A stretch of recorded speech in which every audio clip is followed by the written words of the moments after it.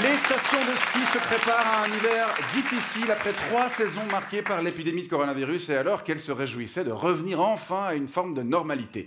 En cause, les potentielles pénuries de gaz, mais surtout d'électricité qui pourraient mettre en péril leur fonctionnement. Comment s'y préparent-elles? Ces grandes consommatrices de kilowattheures font-elles tout ce qu'elles peuvent pour économiser? À quoi doivent s'attendre les skieurs? On va parler de tout ça avec vous. Skip Panatier, bonsoir. Bonsoir. Vous êtes guide de montagne à Zermatt. L'une des plus grandes stations du pays. La plus grande. Alors, la plus belle. Peut-être prestigieuse. Peut-être ça, c'est vous qui le dites, et d'autres personnes également, j'imagine. Tout le monde est d'accord. Peut-être quelques chiffres pour commencer, si vous le voulez bien. En Suisse, les remontées mécaniques, c'est 210 000 gigawattheures par an, dont plus de 80% durant l'hiver, ce qui est comparable à la consommation de 50 000 ménages. Oui, donc c'est 3 fois rien. Oui, c'est pas tout à fait 3 fois rien, mais la question est simple. Est-ce que cette consommation peut diminuer? Et la réponse est simple aussi. Non, c'est pas possible. Vraiment? Mais non, mais tu veux qu'on fasse quoi? Qu'on ralentisse le débit de nos télécabines hyper modernes, tout équipées de haut-parleurs pour t'indiquer la prochaine station en 4 langues et qui sont presque jamais complètes? C'est exclu. Qu'on diminue l'utilisation des canons à neige qui permettent d'avoir de la fraîche sur l'intégralité du domaine, même s'il n'est rien tombé depuis plusieurs semaines. Mais non, mais ça, c'est hors de question.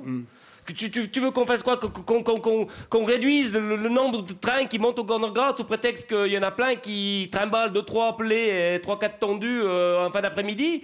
Mais hors de question également.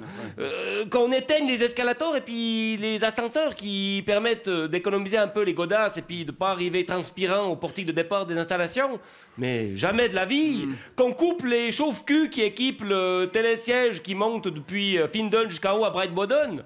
Mais tu oublies. Vous avez des télésièges chauffants. Bah oui, mais bien sûr. Mais quand t'as bouffé des huîtres sur la terrasse chez Franz und Heidi avec un petit verre d'Aïda bien frais, puis que tu veux remonter skier au Rotorn, bah, il faut bien que tu te réchauffes un peu le cul. Sinon, c'est pas confortable. À Zermatt, on est très sensible au confort. Non.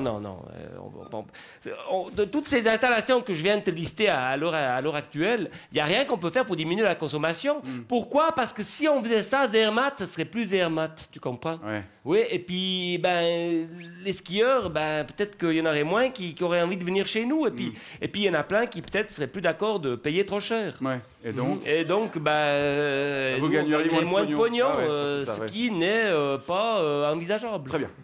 Dans la station, est-ce qu'on pourrait faire 2-3 trucs? Tu veux qu'on fasse quoi dans la station? Non mais franchement, qu'on réduise la circulation des voitures électriques qui permettent aux touristes de ne pas avoir à trimballer leur ski et puis leur valise sur 300 mètres? Mais non, mais c'est pas possible. Qu'on éteigne les petites guirlandes lumineuses bucoliques qui décorent la moitié des chalots? Mais non, mais qu'on diminue la température des saunas puis des hammams qui équipent presque l'intégralité des hôtels de la station? Ah non, ce serait plus des saunas et des hammams. Qu'on coupe les chaufferettes qui te permettent de fumer ton cohiba tranquille en terrasse le soir à minuit avec ton verre de Tinanello? Mais ça va pas là, c'est impossible. Non, tout ça c'est pas possible. Malheureusement parce que... Mais vous allez faire quoi si des mesures de délestage devaient être prises parce que vous consommez trop? Eh bien, justement, il est hors de question que ce type de mesures soit prise. Tu comprends? Parce que, comme tu l'as dit, les stations de ski, c'est l'équivalent en Suisse de la consommation de 50 000 ménages. Autrement dit, 3 fois rien. Il suffirait donc, pour éviter tout problème, de couper le jus à 50 000 ménages. Mais oui, mais si on éteint le Jura, par exemple... On l'éteint. Je suis sûr qu'on est bon. Tire la prise du Jura, puis tu transvores, tu mets à Zermatt. Puis on la remet en avril, quoi. T'enlèves Adlément, tu mets à Zermatt. Il fait nuit, puis nous, on est tranquille. Et paf, pouf, ça. Et puis personne ne verra la différence.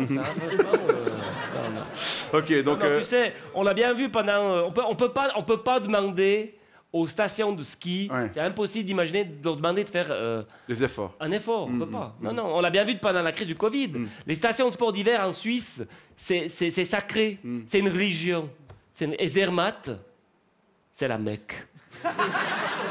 Et tu touches pas à la Mecque, mec. Bon, on verra si vous arrivez à passer entre les gouttes. Pas trop avec les flocons, par contre. Skip Panatier, guide à Zermatt.